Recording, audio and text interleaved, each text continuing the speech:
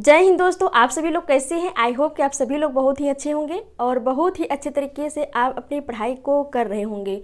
वैसे अभी कोरोना का दूसरा वेव जो है अभी जो चल रहा है वो बहुत ही खतरनाक है, तो उनसे आप लोगों को सुरक्षित रहना है, अपने परिवार को सुरक्षित रखना है और अपनी पढ़ाई को जारी रखना है। ऐसा नहीं कि सेकेंड वेव जो आया इसी की चिंता में रहें और हमेशा एनी टाइम चिंता में रहें और पढ़ाई ना करें। ऐसा आप लोग नहीं करें, पढ़ाई को भी जारी रखें और खुद को सुरक्षित रखें, अपने परिवार को सुरक्षित रखें। ओके, तो चलिए हम लोग आज के वीडियो में जो जानेंगे क्या सीखेंगे तो देखिए आज का जो वीडियो होगा आपका वो हिस्ट्री से संबंधित। वह तो आप जानते ही हैं कि हिस्ट्री का सेशन चल रहा है, तो हिस्ट्री में जो है आपको क्या पढ़ने को मिलेगा। तो हिस्ट्री में आपको मेसोपोटामिया की सभ्यता देखने को मिलेगी। और जो फ्रेंड्स अभी तक आप इस चैनल में नए हैं तो आप इस वीडियो को देखने से पहले, इससे पहले मैं जितना भी वीडियो आप लोगों को हिस्ट्री से संबंधित बताई हूँ या अदर जो भी सब्जेक्ट मैं बताई हूँ,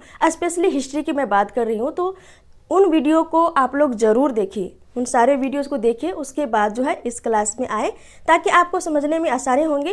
वैसे यदि आप लोग मेसोपोटामिया यहाँ से आते हैं तो इसको जो है यहाँ पे मैं आज स्टार्ट ही कर रही हूँ, तो यह आप लोग बहुत अच्छे तरीके से समझ लेंगे। लेकिन इससे पहले वाले यदि आप लोग देख लेते हैं तो और भी बहुत ही बेहतर ढंग से समझ पाएंगे, क्योंकि इससे पहले मैं सिंधु सभ्यता को बताई हूँ और यह सभ्यता से रिलेटेड है। और आज मैं आप लोगों को मेसोपोटामिया की सभ्यता बता रही हूँ। तो देखिए मेसोपोटामिया की सभ्यता जो है यह कैसी है, इसके बारे में सारे डिटेल को हम लोग जो यहाँ पे जानेंगे। ओके, तो देखिए मेसोपोटामिया की सभ्यता, मेसोपोटामिया की जो सभ्यता है ना, यह विश्व की सबसे पुरानी सभ्यता है। कैसी सभ्यता है? विश्व की सबसे पुरानी सभ्यता है। और यह किस तरह की सभ्यता है?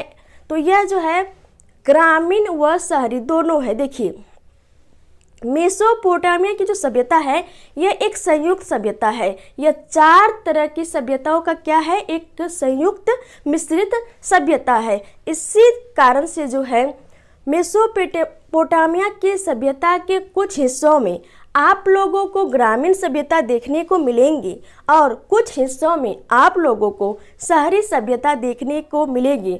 इसी कारण से जो है मेसोपोटामिया की सभ्यता जो है क्या है, यह एक ग्रामीण भी है और ग्रामीण के साथ साथ यह शहरी भी है। ओके, तो चलिए हम लोग समझते हैं कि मेसोपोटामिया जो है, मेसोपोटामिया का जो अर्थ है वह क्या है और कौन से जो है जगह पे या कौन से देश में, किन किन देशों में यह जो है सभ्यता फैली हुई थी या उस समय जो थी।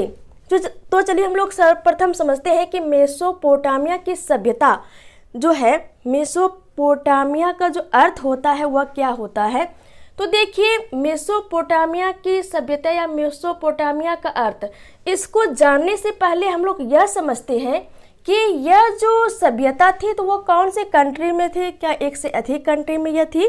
तो देखिए इराक जो कि पश्चिम एशिया के देशों में ही एक है इराक, और कुछ अंश तक आपको सीरिया। तो लेकिन ज़्यादातर मुख्य जो सभ्यता थी मेसोपोटामिया, तो मेसोपोटामिया का अधिकांश हिस्सा या लगभग कहें तो वो कहाँ पे थी, इराक में, और कुछ अंश तक आपको थोड़ा बहुत सीरिया वगैरह में देखने को मिलेंगी। तो मैं यहाँ पे आप लोगों को एक लोकेशन को ट्रेसिंग करवा देती हूँ, उसके बाद जो है हम लोग मेसोपोटामिया के बारे में डिटेल से जानेंगे। ओके, तो सर्वप्रथम हम लोग यह तो जान लेते हैं ना कि इराक जो है कहाँ पे पड़ती है। ओके, तो ये तो एशिया का कंट्री है, ये तो जानते ही हैं। और एशिया में कौन सा एशिया का? तो पश्चिमी एशिया का। कौन सा? पश्चिमी एशिया का। तो देखिए हमारा प्यारा भारत है, यह आपका पाकिस्तान हो गया। पाकिस्तान के साथ सीमा बनाते हैं कौन? ईरान। इधर तो आपका अफगानिस्तान हो गया, इधर आपका उज्बेकिस्तान है, इधर आपका कैस्पियन सागर है, तो यह ईरान हो गया। ईरान के साइड में जो यह कंट्री देख रही हैं आपका कौन सा है? इराक है। कौन सा? इराक है आपका। और इधर आ जाता है आपका सीरिया। इधर आ जाता है कौन सा कंट्री? तुर्की आ जाता है, फिर सीरिया के साइड में लेबनान, ये सारे कंट्री आ जाते हैं। तो मैं यहाँ पे आप लोगों को एक लोकेशन बता दी कि भारत है, इधर पाकिस्तान है, फिर इधर आपका अफगानिस्तान है, फिर इधर सेंट्रल एशिया का देश आ जाती है, फिर इधर आपका कैस्पियन सागर है, इधर आपका कौन सा कंट्री आ जाता है, तो तुर्की है, इधर आपका सीरिया है, सीरिया की साइड में लेबनान है। तो वैसे मैं यहाँ पे पूरे मैप का, पूरे एशिया की तो चर्चा नहीं कर रही हूँ कि जो मैं सारे को बताऊंगी, यहाँ पे सिर्फ लोकेशन को ट्रेसिंग करवाने के लिए मैं यहाँ पे ये मैप को यहाँ पे ड्रॉ करी थी और यहाँ पे आप लोगों को यहाँ पे समझाने के लिए। तो मैं इसको इरेज करती हूँ। अब मैं स्पेशली जो आप लोगों के लिए जो यहाँ पे मैप को ड्रॉ करूँगी और मेसोपोटामिया के बारे में जो बताऊँगी, सिर्फ मैं इतना ही मैप को लूँगी, सिर्फ ये समझाने के लिए मैं इतनी बड़ी बनाई थी। तो मैं इसको इरेज करती हूँ। देखिए फ्रेंड्स, आप लोग ध्यान से देखेंगे, बहुत ही इम्पोर्टेंट है। वैसे भी सभ्यता को जब तक आप लोग नहीं जानेंगे तो आगे की जो पूरी ज़िंदगी है ना, उसको आप बहुत ही अच्छे तरीके से नहीं समझ पाएंगे। तो सभ्यता को जानना, इतिहास को जानना बहुत ही ज़रूरी हो जाता है। तो चलिए देखते हैं। मैं यहाँ पे ईरान और इराक का लेती हूँ।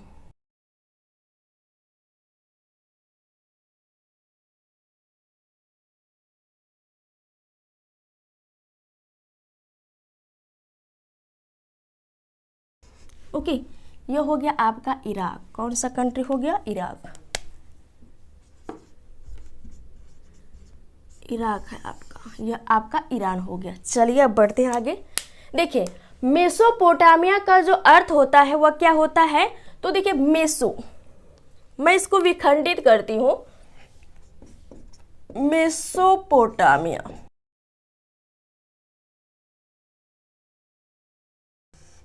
देखो, देखिए, मेसो या मेसोस का जो अर्थ हो जाता है वह होता है आपका मध्य। क्या होता है? मध्य। और पोटामिया या पोटेसस का जो अर्थ हो जाता है वह क्या हो जाता है? आपका नदी। तो नदी या नदियों के बीच के मध्य की भूमि वह क्या कहलाती है? तो मेसोपोटामिया। और कौन सी नदी की भूमि? तो कोई ना कोई तो नदी होगी। तो कौन सी नदी की भूमि? तो वह दो नदी थी। वह कौन सी, कितनी नदी थी? वह दो नदी थी। तो ये तो आप लोग समझ गए कि नदियों के बीच की भूमि जो है वह क्या कहलाई? मेसोपोटामिया। और इराक में दो नदी जो थी वह मुख्य नदी थी, वह कौन सा? दजला व फरात। वह कौन सी नदी? दजला व फरात। दजला को प्रेजेंट टाइम में हम लोग टिग्रिस के नाम से भी जानते हैं और फरात को यूफ्रेटस के नाम से।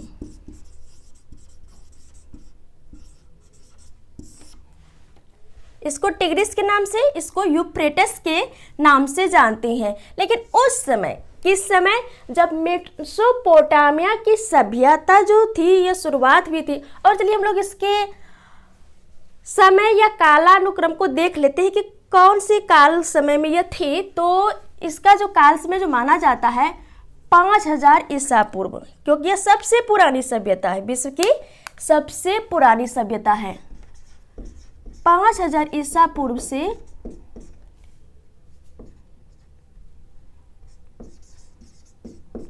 2500 ईसा पूर्व से पहले तक के माना जाता है इसको।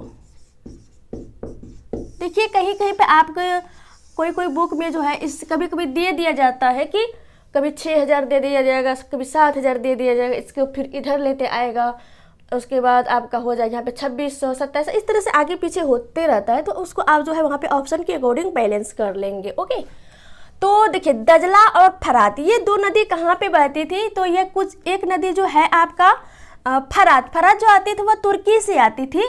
कहाँ से? इधर आपको मैं इसको इरेज करती हूँ। आप तो यहाँ पे समझ गए ना कि किसके किसके बीच में है, या मेसोपोटामिया का इसका काल क्या रहा। तो मैं इसको इरेज करती हूँ। चलिए देखते हैं। तो देखिए, एक था आपका फरात, जिसको हम लोग टिग्रिस के नाम से जानते हैं। मैं दूसरे कलर से करती हूँ ताकि आपको समझने में आसानी होगी।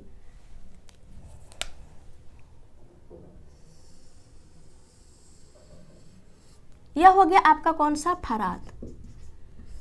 इधर से आपका हो गया कौन सी नदी, टिग्रिस।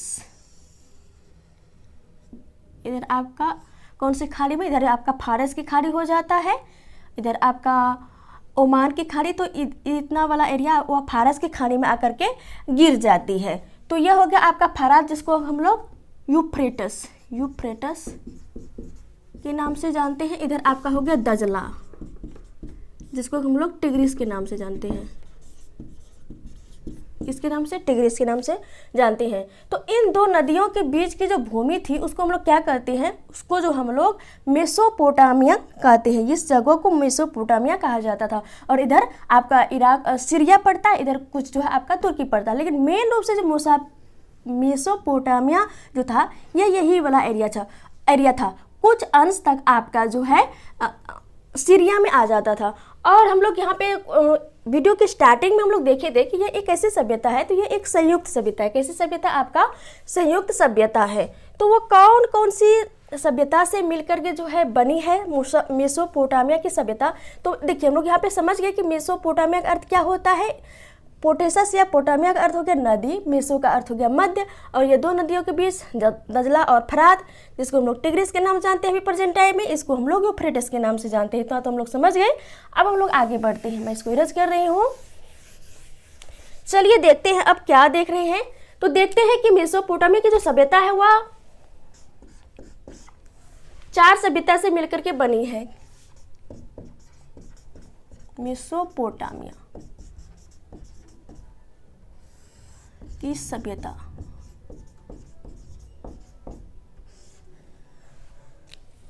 तो देखिए कौन कौन सी सभ्यता से मिलकर बनी है।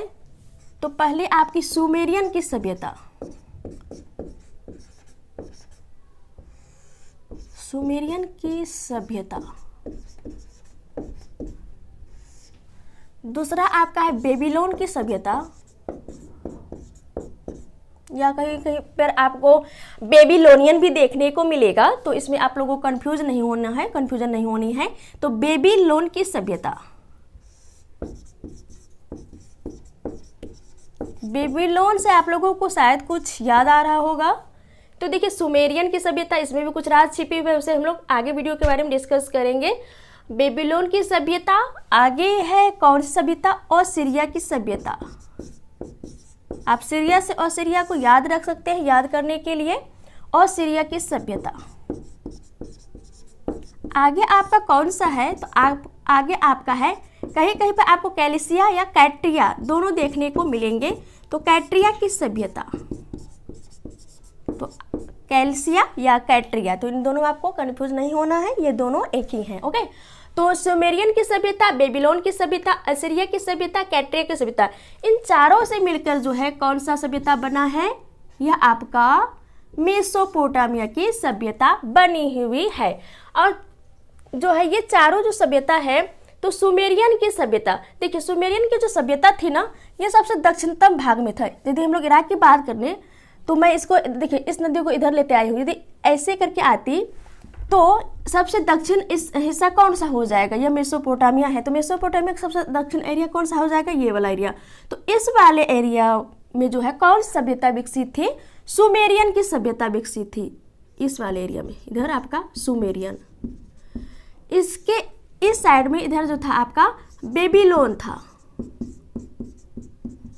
इस साइड में आपका सीरिया वाली साइड में आपका कौन सी सभ्यता थी, असीरिया की सभ्यता। इस साइड में आपका कौन सी सभ्यता थे, कैट्रिया की सभ्यता।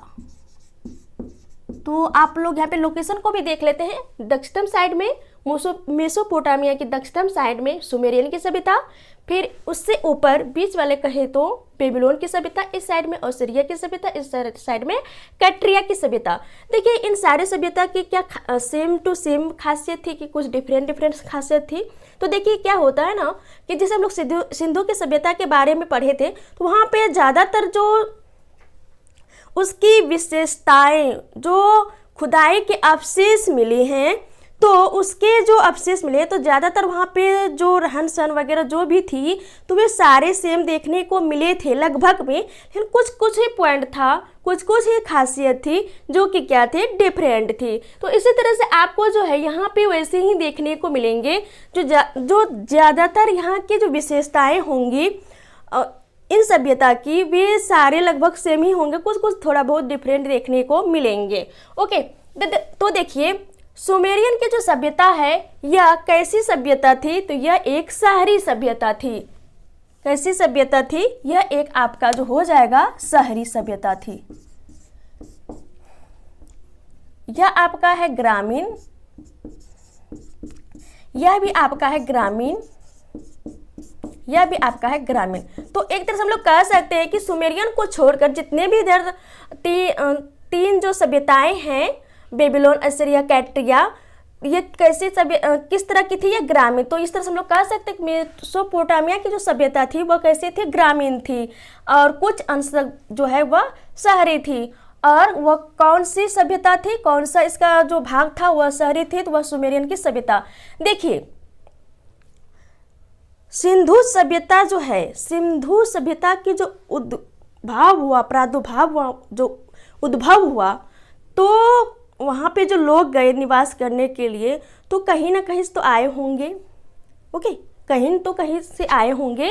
तो वो कहाँ से गए थे, तो वह सुमेरियन के लोग ही गए थे वहाँ पे। कहाँ पे, सिंधु में। कहाँ पे, सिंधु नदी जो हम लोग सभ्यता पढ़ चुके हैं। तो वहाँ पे जो लोग गए थे, कहाँ से गए थे, तो सुमेरियन से ही गए थे। तो इसलिए आपके एग्जाम में क्वेश्चन पूछा भी जाता है कि सिंधु सभ्यता कौन से सभ्यता से संबंधित है, तो वह किससे संबंधित है, तो वह जो हो जाएगा आपका सुमेरियन की सभ्यता से हो जाएगा। और कभी कभी आपके एग्जाम में जो है सुमेरियन की सभ्यता आपके ऑप्शन में नहीं देंगे, बल्कि यह देंगे पश्चिमी, इस साइड में आपका होगा दक्षिण जो है आपका मेसोपोटामिया दे देंगे, दक्षिण मेसोपोटामिया दे देंगे। कौन सा, दक्षिण मेसोपोटामिया दे देंगे। तो इससे आप लोग समझ सकते हैं कि दक्षिण में कौन सा पड़ता है, तो सुमेरियन, तो हो जाएगा कौन सा, दक्षिण मेसोपोटामिया। लेकिन सिर्फ मेसोपोटामिया दे आपके ऑप्शन में, फिर दक्षिण मेसोपोटामिया दे, तो मेसोपोटामिया किसी भी सेंस में वहाँ पे आपका राइट आंसर नहीं होगा, बल्कि आपका दक्षिण मेसोपोटामिया होगा, या सुमेरियन रहेगा तो कोई बात ही नहीं। तो जो है, और इसी कारण से संबंधित है कि सुमेरियन की सभ्यता या सुमेरियन से ही जो लोग गए थे, कहाँ पे भाग कर कहाँ पे गए थे, यहाँ पे कुछ आपदाएं वगैरह आ गई थी, इसी कारण से जो है यहाँ के लोग कहाँ पे चले गए थे, पाकिस्तान व भारत वाला जो एरिया सिंधु नदी है उसी में जो सिंधु सभ्यता है, सिंधु सभ्यता के जो लोग थे वह सुमेरियन से ही गए थे। तो ये दोनों मैच करती है, तो इससे बहुत बराबर एग्जाम में आपको क्वेश्चन देखने को मिलते हैं। तो ये इसकी खासियत रही।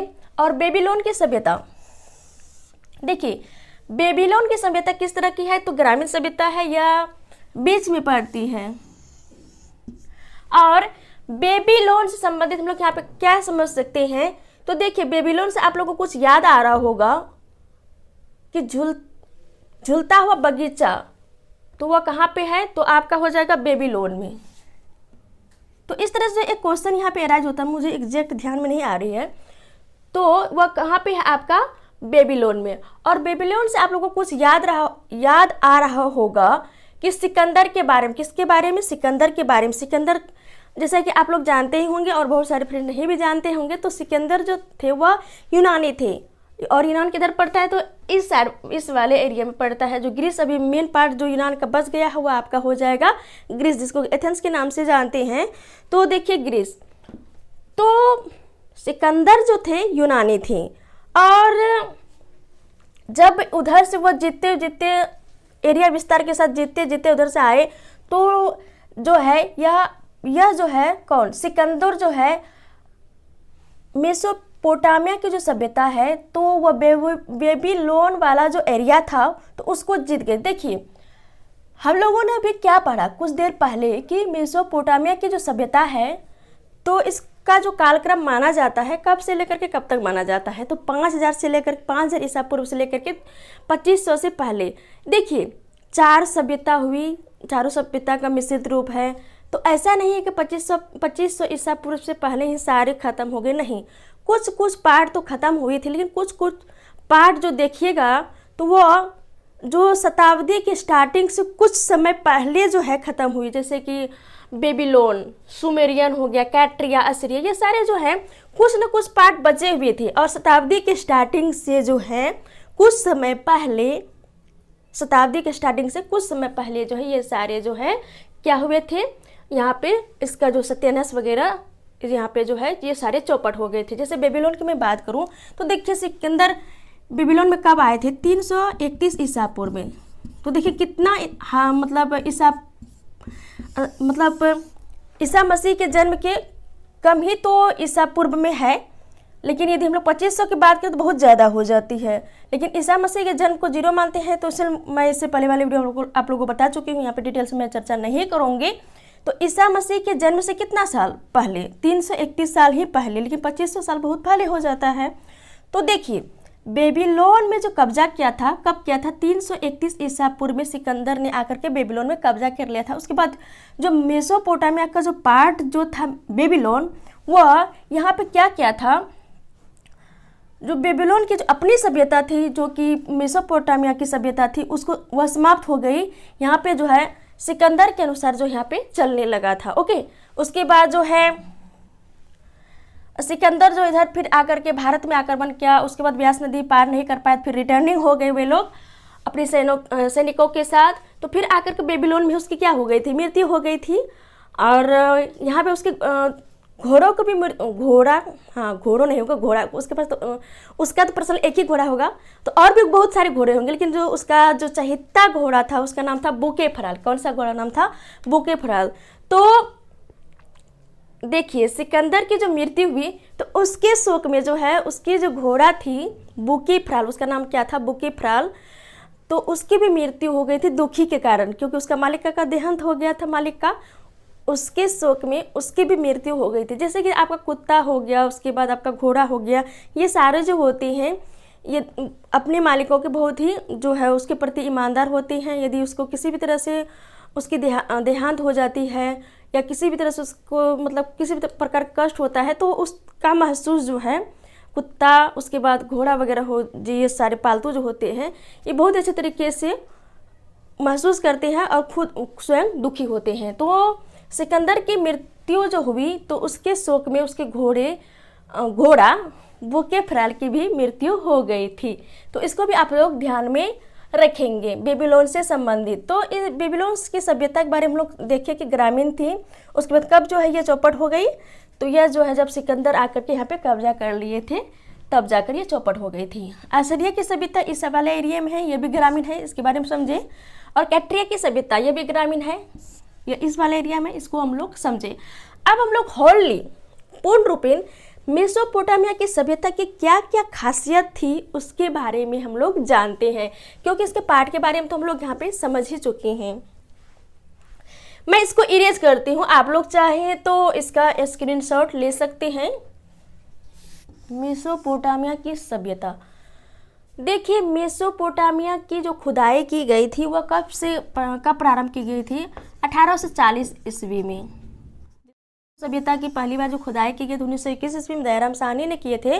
तो इसी तरह से आपका जो है मेसोपोटामिया की सभ्यता की जो खुदाई की प्रारंभ की गई थी वह 1840 ईसा पूर्व जो है इसकी जो है क्या की गई थी, खुदाई का कार्यक्रम प्रारंभ की गई थी। किसकी, मेसोपोटामिया की सभ्यता के बारे में जानने के लिए 1840 ईस्वी में इसकी खुदाई का कार्य प्रारंभ किया गया था।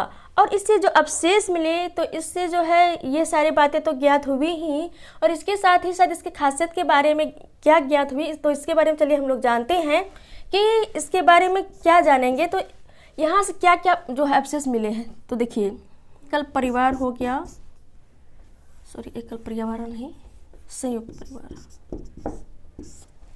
उसके बाद चलिए देखते हैं मूर्ति कला, चित्रकारी,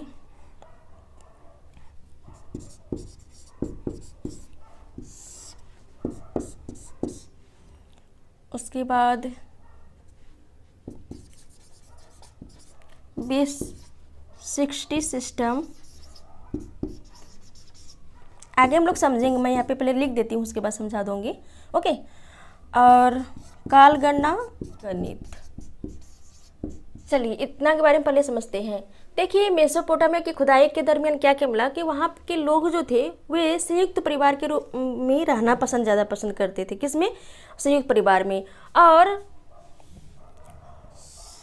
खुदाई के दरमियान क्या पता चला है कि सिंधु सभ्यता के जो लोग थे वे लोग किसमें जो है निपुण थे, तो मूर्ति कला में वे लोग बहुत ही निपुण थे। इसके बाद चित्रकारी करने का उसको शौक भी बहुत ज़्यादा था।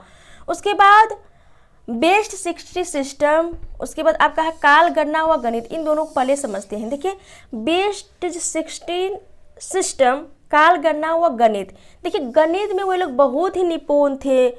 और काल गणना से हमारा तात्पर्य हो गया कि नक्षत्र, ग्रह नक्षत्रों के बारे में उनको बहुत ही ज़्यादा ज्ञान था और उसी से वे लोग जो है क्या करते थे, तो उसके बारे में हम लोग समझते हैं। और बेस्ट 60 सिस्टम दोनों को अच्छे तरीके से समझते हैं, उसके बाद आगे बढ़ेंगे। तो ये दोनों, इन तीनों को लोग समझ लिए कि संयुक्त परिवार में जो लोग ज़्यादा रहना पसंद करते थे, मूर्ति कला में निपुण थे, चित्रकारी भी उसको बहुत ही ज़्यादा पसंद थी। उसके बाद बेस्ट 60 सिस्टम का हमारा तात्पर्य हो गया कि अभी जो हम लोग प्रेजेंट टाइम में जो है 1 मिनट बराबर 60 सेकेंड मानते हैं, 60 सेकेंड ही हम लोग क्यों लिए। उसके बाद 1 घंटा बराबर हम लोग जो है 60 मिनट को क्यों लिए। तो यह जो प्रेरणा, यह जो प्रेरित हम लोग हुए वह कहाँ से हुए, तो वह जो है मेसोपोटामिया की सभ्यता से हम लोग प्रेरित होकर लिए। कितने?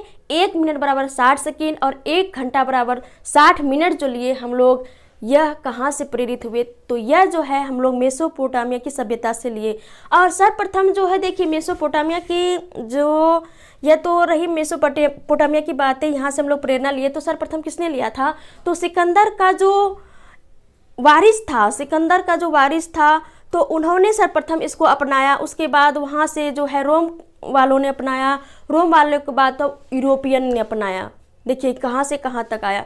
मेसोपोटामिया से जो है कौन जो है उसको एडॉप्ट किया था, तो वह जो है किसने किया था, जो सिकंदर का वारिस था, उसका जो उत्तराधिकारी था, उन्होंने अपनाया था। उसके बाद रोम वासियों ने अपनाया था और उसके बाद जो है यूरोपियों ने अपनाया था। उसके बाद पूरे जो है विस्तार हो गया और इसी को जो है हम लोग मानते हैं। तो सोच सकते हैं कि कितना वे लोग डेवलप्ड थे, माइंड से कितना डेवलप्ड थे कि गणित में भी वो लोग बहुत ही अच्छे थे, चित्रकारी भी बहुत अच्छी थी, संयुक्त परिवार में रहना पसंद करते थे, मूर्ति कला में निपुण थे। उसके बाद जो है वे लोग जो है अभी हम लोग प्रेजेंट टाइम में जो 1 घंटा बराबर 60 मिनट लेते हैं, 1 मिनट बराबर 60 सेकेंड लेते हैं, वह इसी सभ्यता की देन है। इसके बाद कालगणना से हमारा तात्पर्य हो गया कि वे लोग जो है पृथ्वी के चारों ओर, किसके चारों ओर, पृथ्वी के चारों ओर जो चंद्रमा जो घूमती है, चंद्रमा जो घूमती है,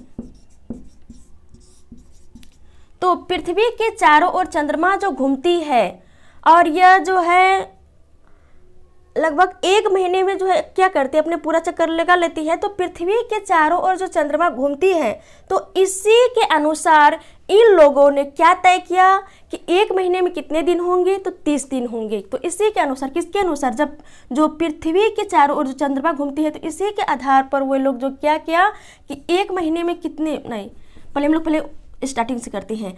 1 वर्ष बराबर उन लोगों ने कितना तय किया, 12 महीना।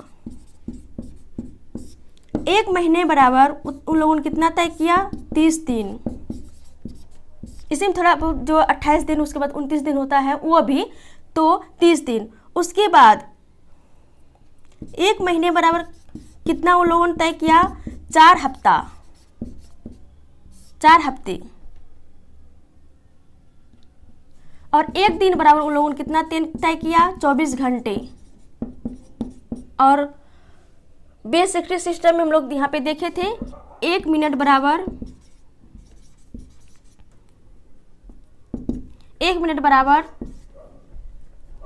60 सेकेंड। उसके बाद 1 आवर बराबर कितना, 60 मिनट। तो देख सकते हैं कि कितना डेवलप था।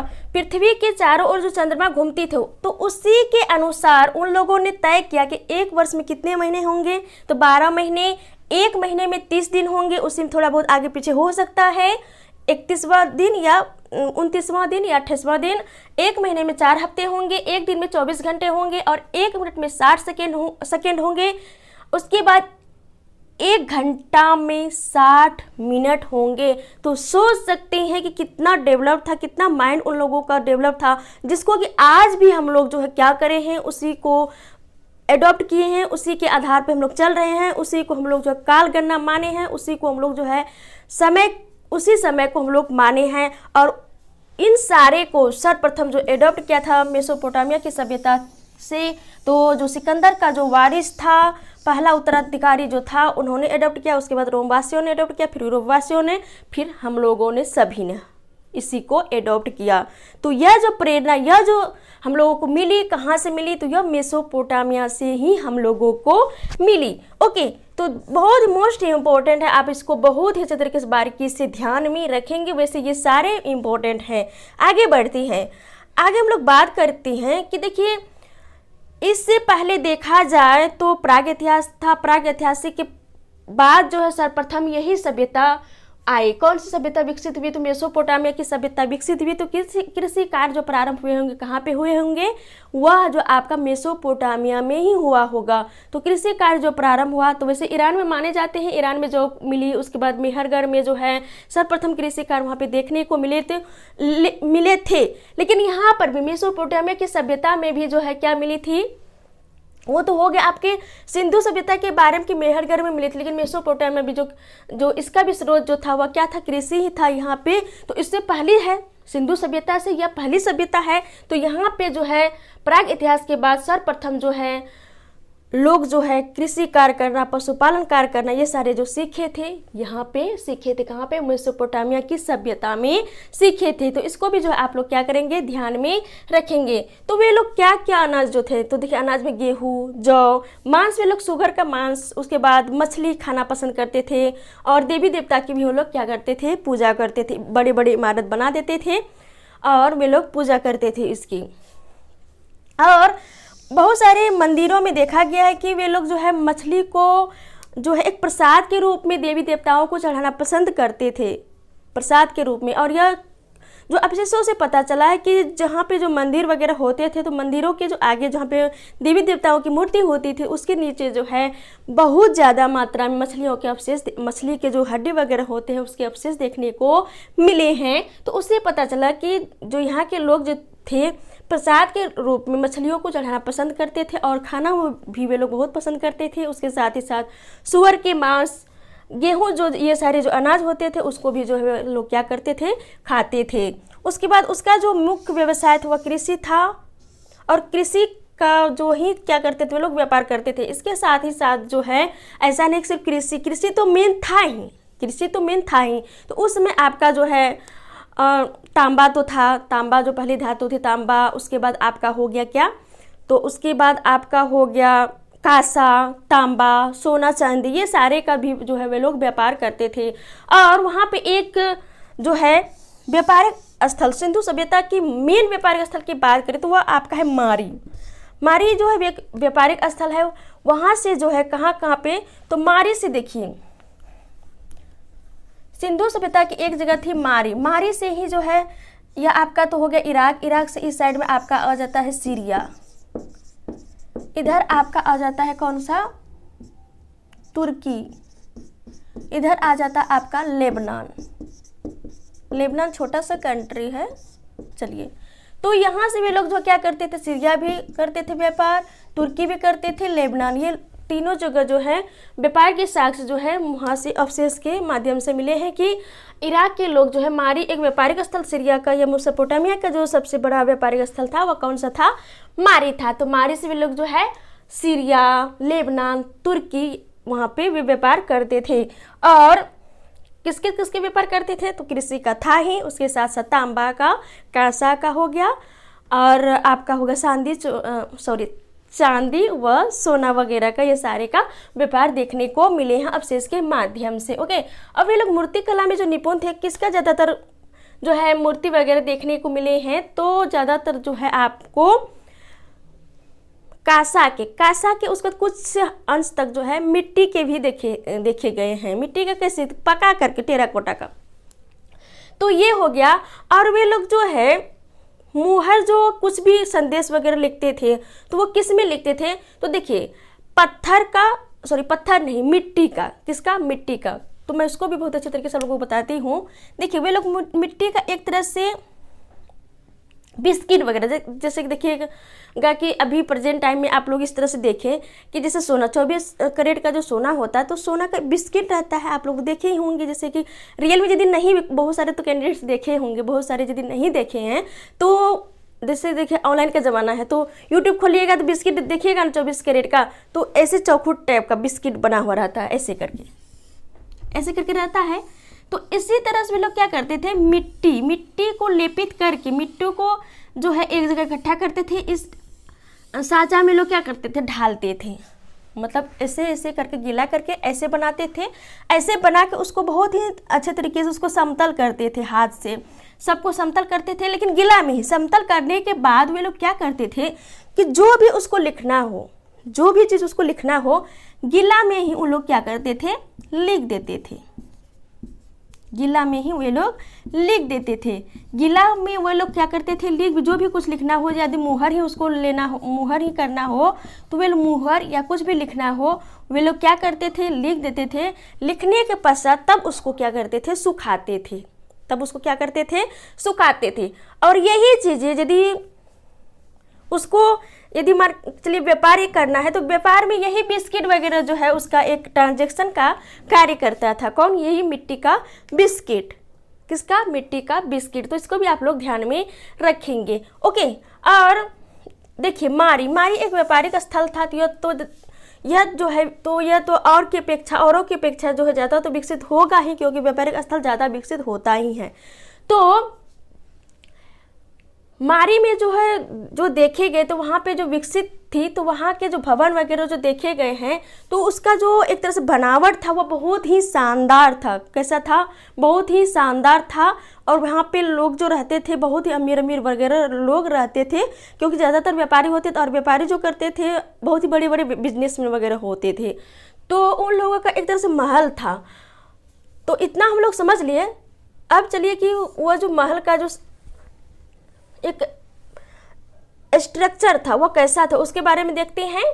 और हम लोग यह समझते हैं कि मेसोपोटामिया की जो सभ्यता थी वहाँ पर जो लोग रहते थे, क्या सभी एक समान रहते थे? नहीं, एक समान नहीं रहते वे सारे। जैसे कि हम लोग सिंधु सभ्यता में देखें कि एक दुर्ग बना हुआ रहता था, उनमें से कुछ लोग जो थे बहुत ही ऊंचे जो एरिया में रहते थे वे लोग अमीर होते थे, जो नीचे ढलान में थोड़ा रहते थे वो लोग गरीब होते थे। इसी तरह से यहाँ पे 3 कैटेगरी में जो है लोग रहते थे। तो मैं इसको इरेज करती हूँ, उसके बाद मैं आप लोगों को समझाऊंगी। आप लोग कमेंट करेंगे कि आप लोगों को समझ में आ रही है कि नहीं। वैसे मेरी तरह से पूरी कोशिश रहते हैं कि मैं आप लोगों को बहुत ही अच्छे तरीके से समझाऊँ, कोई भी आप लोगों को परेशानी ना हो। आप लोग कमेंट करके ज़रूर बताएं कि आप लोगों को समझ में आ रही है या नहीं आ रही है। देखिए सिंधु सभ्यता की सिंधु आ जाता है, मेसोपोटामिया की जो सभ्यता है तो इसमें जो लोग रहते थे वो 3 कैटेगरी में थे। वे लोग किस तरह से? राजा या पुरोहित हो गया आपका, या बड़े बड़े उच्च अधिकारी या शासक, कहीं उच्च अधिकारी हो गया आपका, शासक हो गया, ये लोग सबसे ऊंचे वर्ग में आते थे। उसके बाद मिडिल में आ जाता था कौन? व्यापारी व कृषक, बड़े बड़े वो भी कृषक। अंतिम में आ जाता था कौन? श्रमिक, दास, छोटे छोटे किसान।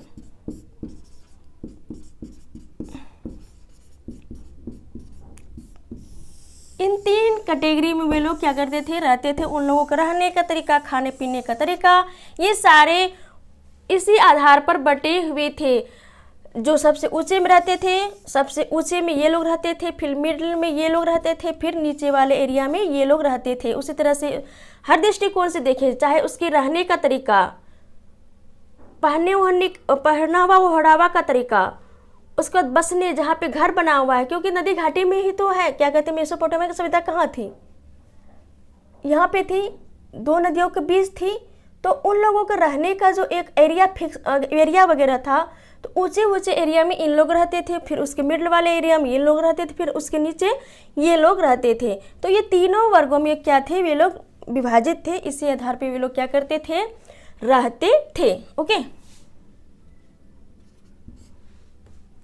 कौन, मेसोपोटामिया की सभ्यता में जो लोग रहते थे वो इस आधार पर बसे हुए थे। और मारी की हम लोग बात कर रहे थे, तो मारी कैसा स्थल है, यह एक व्यापारिक स्थल है। तो वहाँ पे जो लोग रहते थे, वहाँ पे जो घरों का एक बनावट था वो कैसा था, तो बहुत ही शानदार था। वहाँ पे जो राजा वगैरह जो रहते थे, तो देखिए कहीं कहीं पर यहाँ पे राजतंत्र भी था, कहीं कहीं पर यह देखा गया है, यह माना गया है कि यहाँ पे पहले लोकतंत्र था। कुछ समय के बाद यहाँ पे कुछ कुछ एरिया में जो है कुछ एक लोगों का जो वहाँ पे अधिकार हो गया, तो वह एक लोगों का अधिकार जो हुआ तो राजा बनेगा, तो वह उस एरिया में फिर राजतंत्र स्थापित हो गया। तो कहीं कहीं पर राजा भी देखने को मिले हैं। तो उसका जो घरों का डिजाइन था वह कैसा था, तो देखिए उसका एक ही गेट होता था, मेन द्वार। तो मेन द्वार होता था, यहाँ पे मैं लिखती हूँ, एक सेकंड में इसको इरेज कर देती हूँ।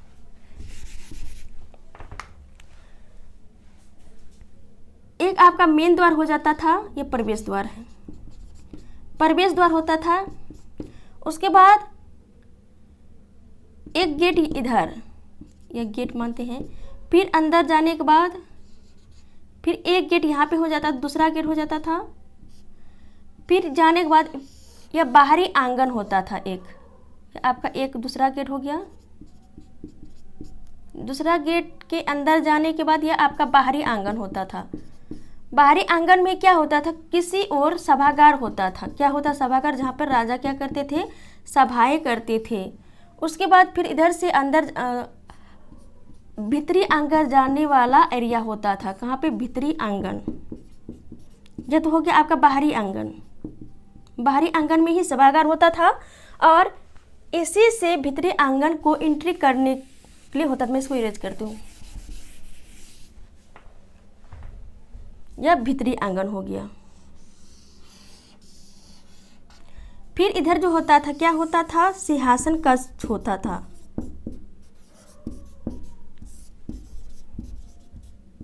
फिर आलीशान इधर रहने का जो कक्ष होता था। फिर इधर आपका किचन वगैरह हो जाता था। फिर इधर आपका जो है कहीं पर यहाँ पे कुआं बनता था। फिर इधर जो है इस साइड में आपका क्या होता था, बाथरूम वगैरह होता था। फिर इधर जो है रहने का आलीशान होता था। तो इस तरह से बहुत ही शानदार जो है उसका बनावट होता था, किसका, मारी वालों का। ओके, तो ये रही आप लोगों की मेसोपोटामिया की सभ्यता। बहुत ही यहाँ पे हम लोग बहुत ही अच्छे तरीके से समझे कि उसके क्या विशेषताएं हैं। यह मिश्रित जो सभ्यता है तो कितनी सभ्यताओं से मिलकर बनी है। यहाँ पे जो है हम लोग यहाँ पे लोकेशन भी देखें, तो एक तरह से देखें तो मेसोपोटामिया से संबंधित सारी जानकारियाँ हम लोगों ने यहाँ पे देखे और सीखे भी। तो आई होप कि आप लोगों को ये वीडियो आप लोगों को पसंद आए होंगे और जितनी भी चीज़ मैं आप लोगों को यहाँ पे समझाई बताई आप लोगों को समझ में आए होंगे।